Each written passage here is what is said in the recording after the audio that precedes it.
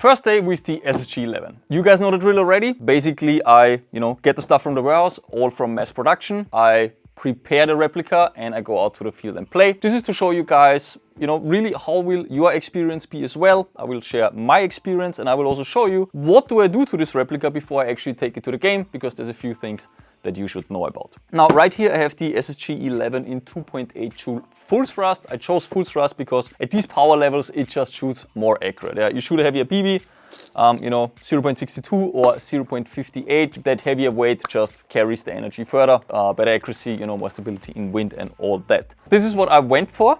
When we unbox it, you will also be able to identify quite fast if it's Fullthrust or not when I take it out the box. This beautiful replica. I see it here on the magazine. It says Fullthrust on the magazine, and you will also be able to read it here on the receiver. It says North F mark SSG11 caliber 6.44 millimeter. Now the F mark basically says that this is legal in Germany. Great for the Germans. Now you can finally have Fullthrust fully legal. If you're not sure whether you want Fullthrust or the 6mm version, maybe you don't have to think about this too much, because actually you can convert them between Fullthrust and 6mm very easily. The only difference between these replicas are the magazine, where the Fullthrust one is Fullthrust marked. The 6mm one looks just like that, just like a normal magazine. And the barrel has to be changed as well. I'm not gonna take it out now, but it's not too hard of a process to actually do that.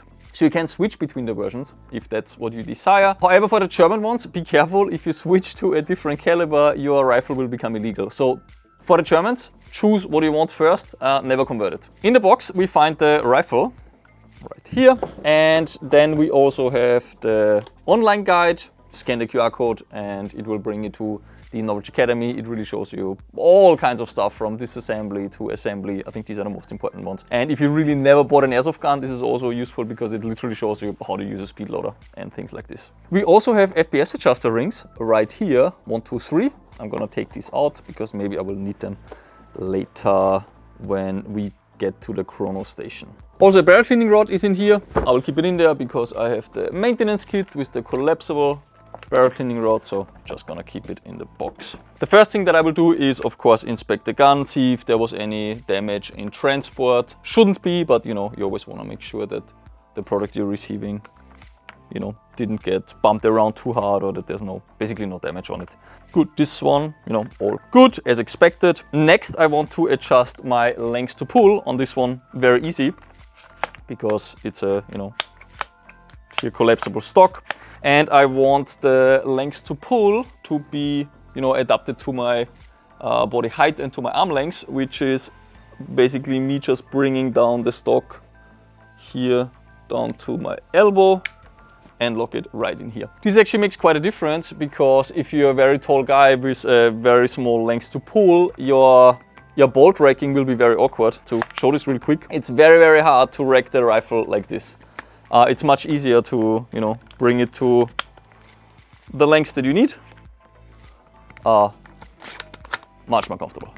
As for the next step, I don't recommend to clean the barrel first, but actually chrono the gun. Because if you shoot it a couple times, if there's any excess lube in the system, it will move into the barrel, and then you can clean the barrel to get that excess lube out. If you first clean the barrel and then you shoot it for the first time, then what's the point? So we're gonna go to chronoing next. For this, get your BBs, speed loader, and when it comes to Fullthrust BBs, I highly, highly, highly recommend to label your speed loaders. Now, the speed loader that we are offering, it comes with a sticker, with a Fullthrust sticker that you can put on your loader to make sure that you don't mix it with other loaders. Because actually getting a 6.44mm BB into a normal BB gun with 6mm, I mean, you should never do this anyways to, pick up a BB from the ground or something like this. But just be aware that this can actually screw up your gun.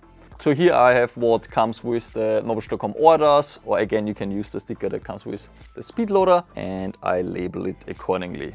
Ideally on both sides, just really making sure that I'm aware what's in the speed loader. The standard speed loader that we're offering, which also works for Fullthrust, is really nothing special. Most speed loaders actually can also load 6.44 gram BBs. The major difference between ours and what you can find in the market is the O-ring here in the front. So you could also take a speed loader that you already have. You take some you know, some tool, you take out that O-ring, and then, well, you have something very similar to what we are offering. So if you lose your full thrust speed loader, don't worry too much, your other speed loaders might work as well. It's labeled, you put the BBs inside.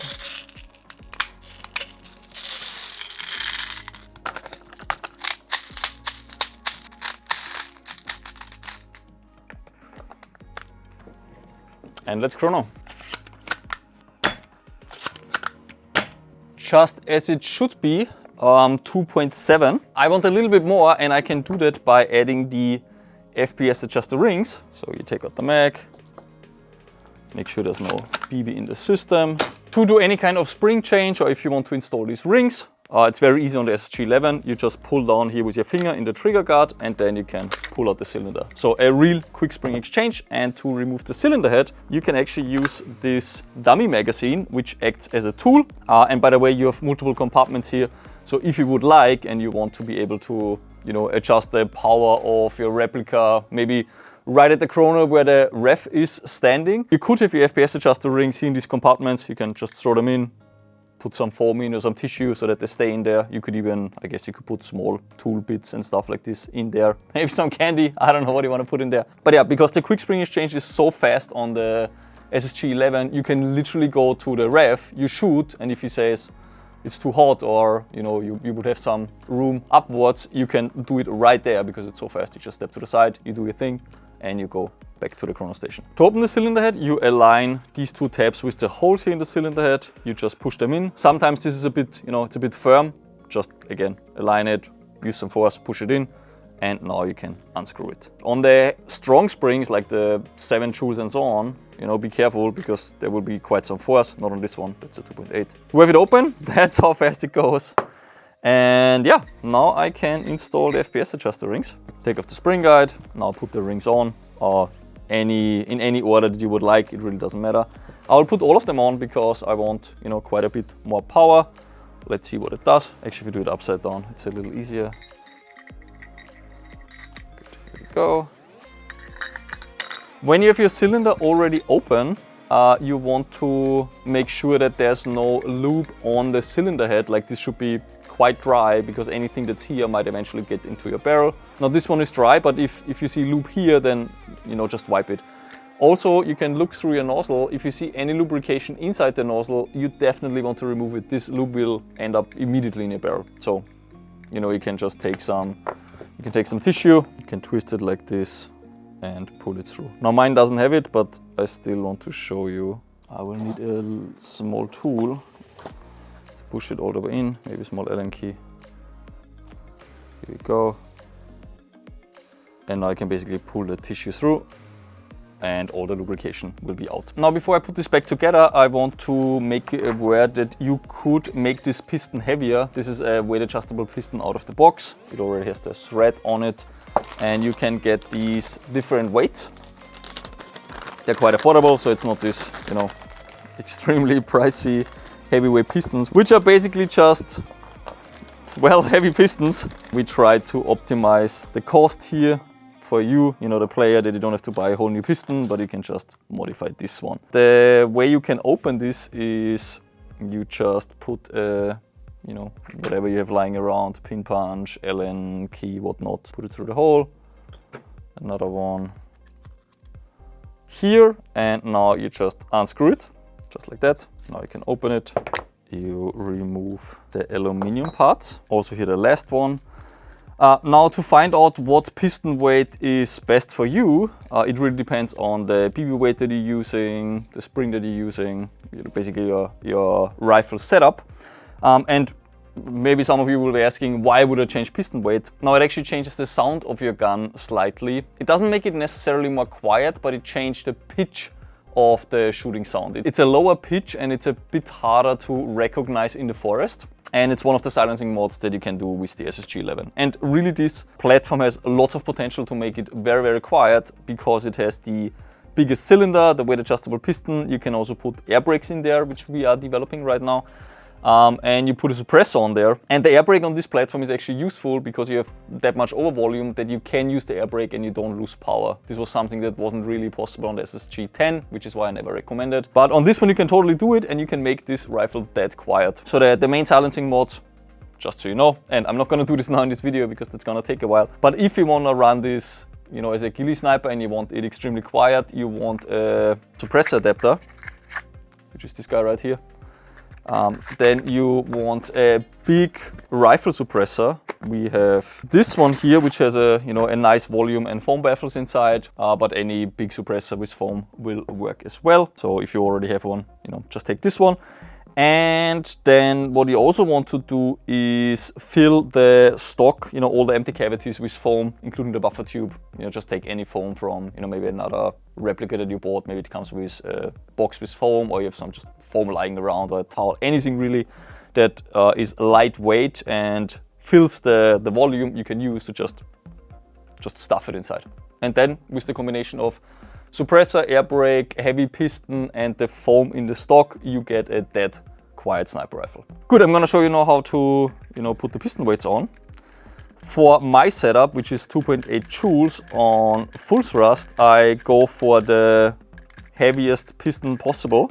And here we did quite a lot of tests. We also tried full brass pistons, full steel pistons. These were too heavy actually, you lose too much power, which is why the base of this piston is still made from aluminium. Because really, if you go into these weight areas of even heavier than what you can build right here, you shouldn't do this anymore. You lose so much power that you need a heavier spring, and at this point you actually make your replica more loud because the heavier spring will make it just louder overall. Now this mod is something that you really don't have to do. If you say, hey, I just want to snipe and I want to run around and I'm not the kind of guy who hides somewhere in the bushes and has to be extremely quiet, then you can totally skip this. But if you're a ghillie sniper, or if you want to stay unspotted because your rifle is so quiet, then this is something I do recommend doing. Good, in order to tighten everything down, you will need a wrench. You could also use a pipe wrench if you want. Not ideal because you will scratch your piston, but worst case you can do that. And then again, anything pointy. And now you tighten all of this together. And here, put some force because you don't want your piston to disassemble after a couple shots. So really torque it down so that it doesn't come apart. Good, all right. The air brake pins, you will not find them at launch of the SSG11, but they're gonna look quite similar to this. You can use quite long ones because the way that the cylinder head is designed, the air brake pin doesn't immediately close the airflow because of this tapering. So you can use quite long ones and you won't lose power yet. So this one closes, at about this distance, and then you get this air pillow. Because the air can't flow out anymore, you get this air pillow that really makes the rifle a lot more quiet. And again, you can do it on this rifle because it's over-volumed. You couldn't do this on, let's say, an SSG24 or even on the SSG10. The benefits are not worth the loss in power on the SSG10. But on this one, totally works. Good, I'm not gonna use the air brake pin on these because these are actually SSG10 air brake pins and they fit, but they can get loose in this piston head, so don't use the SSG10 air brake pins in the SSG11. There's gonna be dedicated ones for the SSG11 coming very soon after launch, and they're gonna have all kinds of fancy stuff like O-rings on them, double O-rings and so on.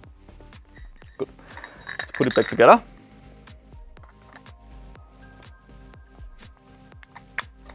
You will also see that when you open these rifles, they are more on the dry side. And I personally just really wanted that because nothing is more annoying than an over-lubricated sniper rifle where you adjust your hop up and then you get some lube into your barrel. So yeah, be aware that lubricating these every once in a while might be a good option. It's not the kind of replica that the manufacturer put a ton of lube in there, so for the next 5 years you never have to lubricate again. This is a precision rifle, so there's very little lube in there. You can consider after 5, 6, 7 games, maybe open it up and put just a very slight amount of silicone grease on the piston head. Good, let's put it back in.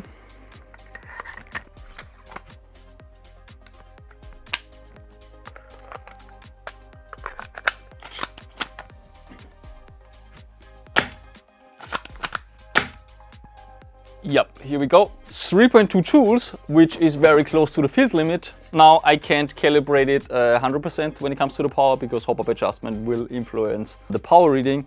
And right now I don't have the range to adjust the hop-up, so I can't do that, which means on the power adjustment side I'm finished. And now, because I shot a couple times already, if there was excess loop, which we've seen there wasn't, if there would have been, it would be now, you know, in the barrel and hop-up, and this is why now I want to clean out these.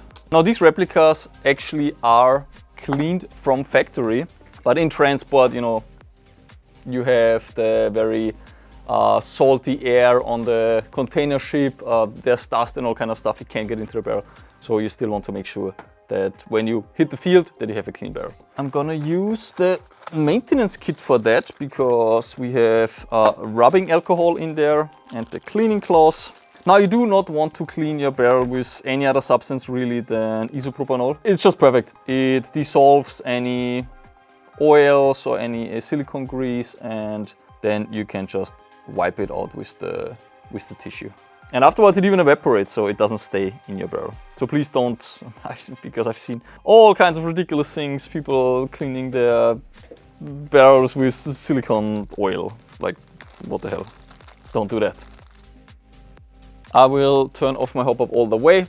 The arrow here indicates which way I have to turn it. So bring it all the way to 0.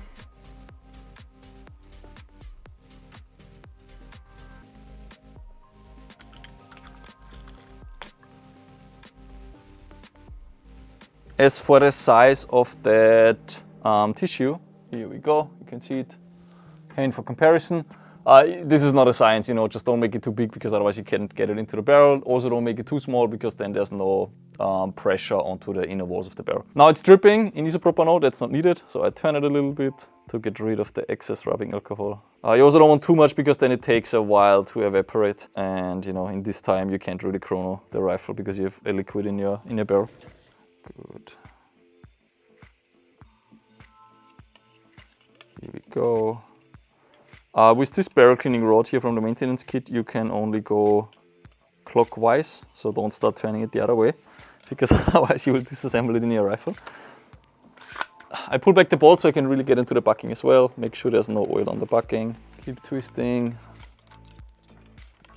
And there we go. It is actually, as expected, it is completely clean.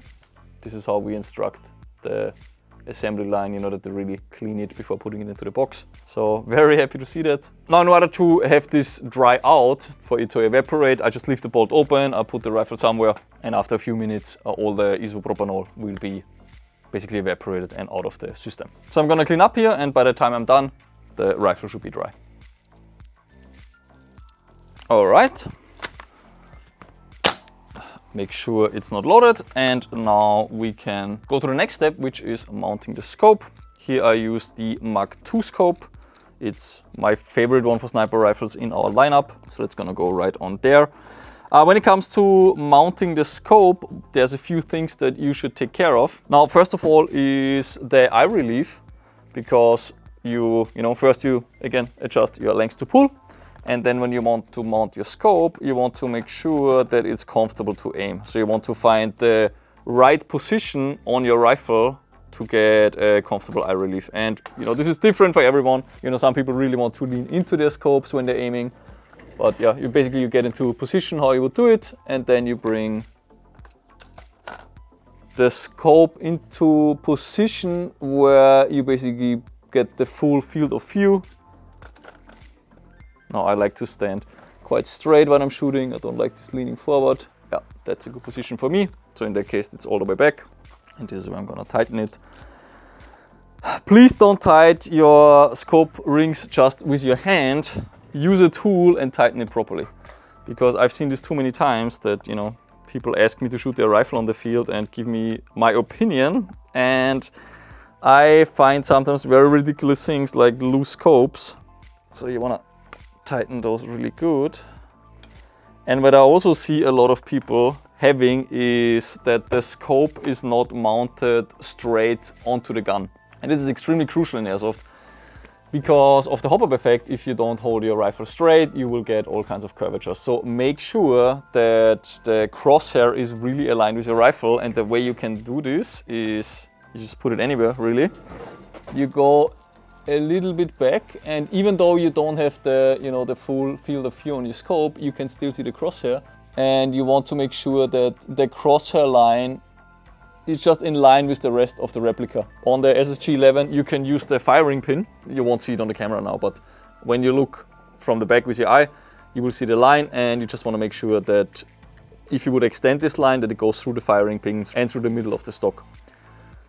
Please don't be the guy who gets such a, you know, nice precision rifle, but then they have a misaligned scope, because it's gonna ruin your day. You will have curvings to that one side, because you will tend to align your crosshair to, you know, whatever you see in the field, which could be a wall, and these are hopefully a vertical. But this is what I, for example, do. I really align the vertical crosshair line to walls and stuff that I find in the field to make sure that I hold my rifle completely straight. And you can only do that if your scope is aligned with your rifle. So if it is not straight, you basically just, you know, loosen these 4 screws, you rotate the scope until it's straight, you double check again, and then you tighten all of these down. Also make sure that these are tight. Like I've also seen these that, you know, that I can rotate the scopes of people too easily. So tighten these down. All right, these are tight. Now the last modification is adding the extended dummy magazine. This one right here, because it allows me to carry another additional magazine in my rifle, which gives me more than 100 BBs. And that's just really nice. With 100 BBs in your sniper rifle, you will be good for an entire round. For sure, if you need more than 100 BBs, then yeah, you have to work on your game, I guess. Good, this is how I'm gonna run it. As for the sling, also to show you real quick how I sling it, I use the Novritsch Assault Sling. This is really my favorite. It's quite universal and minimalistic, easy to adjust. So I like it more than some of the other slings that we're offering. So this is my personal favorite. Of course, this is very subjective. Now you can run the SSG11 in 1-point configuration.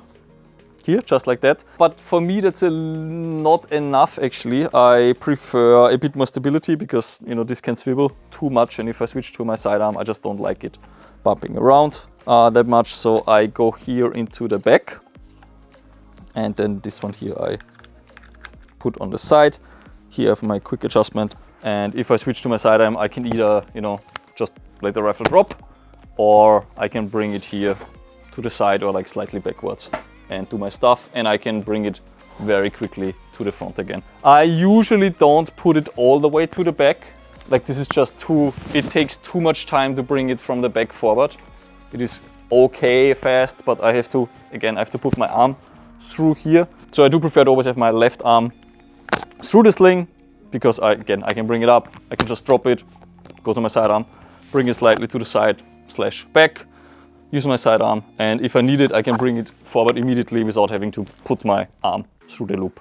If I want to shoot on a, you know, left corner, like the edge of a left wall, I can just make my sling a lot more loose, and I can transition to this side as well, rack the bolt with this hand, and do all that stuff. So the preparation on the SSG11 is done. I will still mount the cameras. That's not going to be part of this video because, you know, most people don't run cameras. But yeah, it's quite simple. You know, if you know the ghillie sniper, if you don't need it to be quiet, it's really straightforward. If you want it to be quiet, I highly recommend putting the suppressor with the suppressor adapter, piston weights and the air brakes.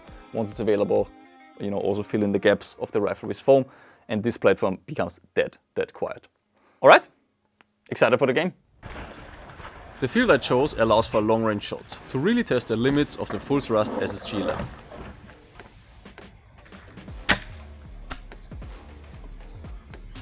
The leaves on the left upper corner show that it's windy, but the .58s are barely affected.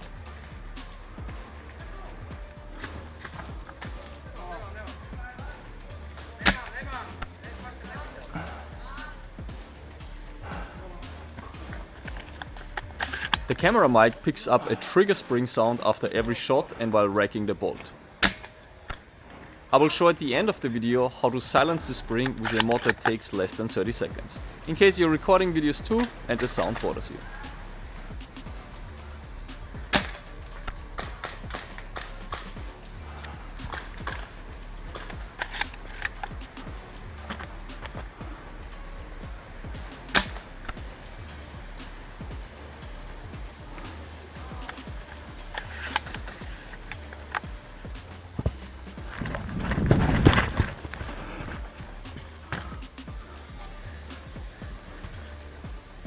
very satisfying to see those heavyweights flying dead straight. And at times it almost feels a bit unfair. But this SSG11 is fully field legal, being just 0.1 joule below the maximum allowed power. Something that the quick spring exchange and the included FPS adjuster rings allow me to do, right at the ref's chrono station.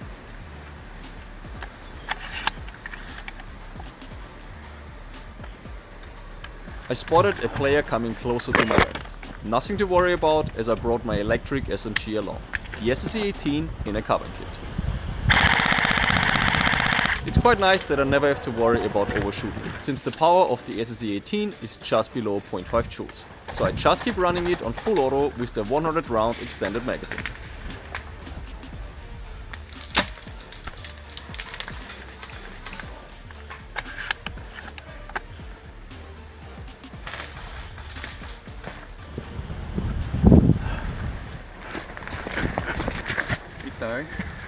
Hi.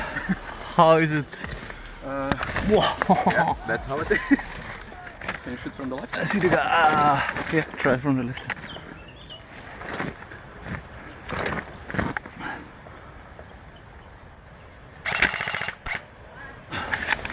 That's the beauty of sniping. The BB is just a bit faster than with an AEG and the crosshair allows me to precisely aim at the center of the target. Making a hit at this distance guaranteed. Can I go inside the car? Oh, yep.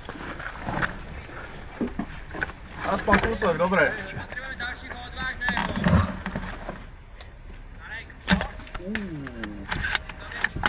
Oh, That was actually a ricochet hit, but the .58 sustains the energy well even at distance, so he still called it.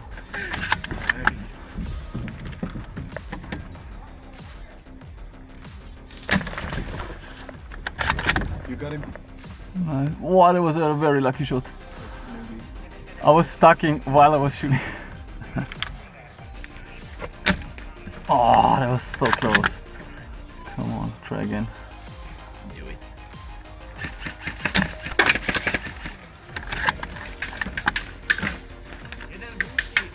Is he gone? Where's this from? Ah, okay. It's from the left. Ah! Oh, right in the head. Sorry, man. Okay. To the left? Okay, yeah. That's easy.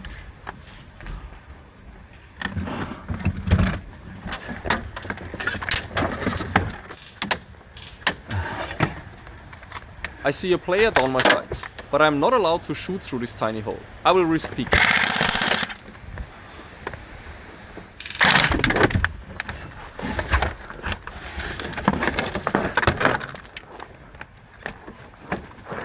That just felt unfair, you know? You can just do headshots, no problem. The BB is faster, the joy of sniping.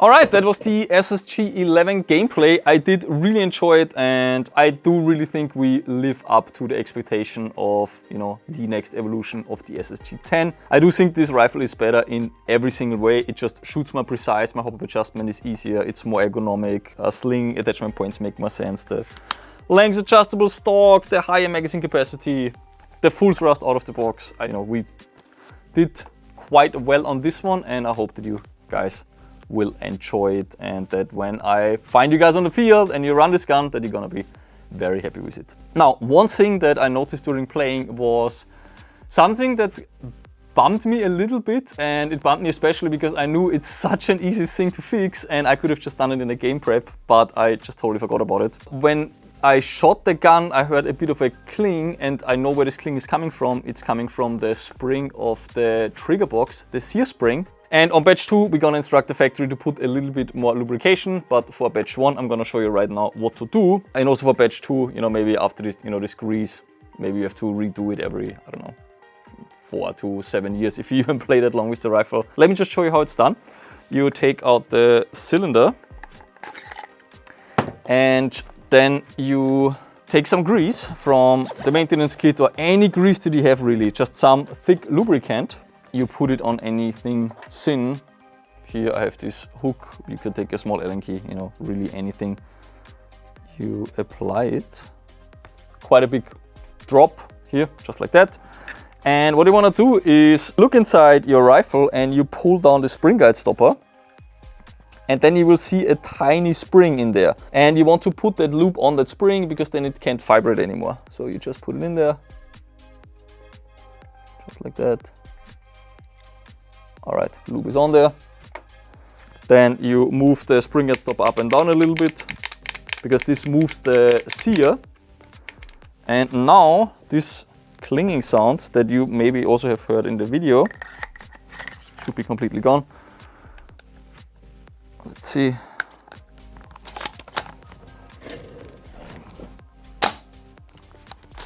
All right, and that's it. The clinging sound is completely gone. Yes, I can't hear it anymore. Hope you guys enjoyed the video. I'm very excited to see those SSG11s out on the field, and see you on the next one.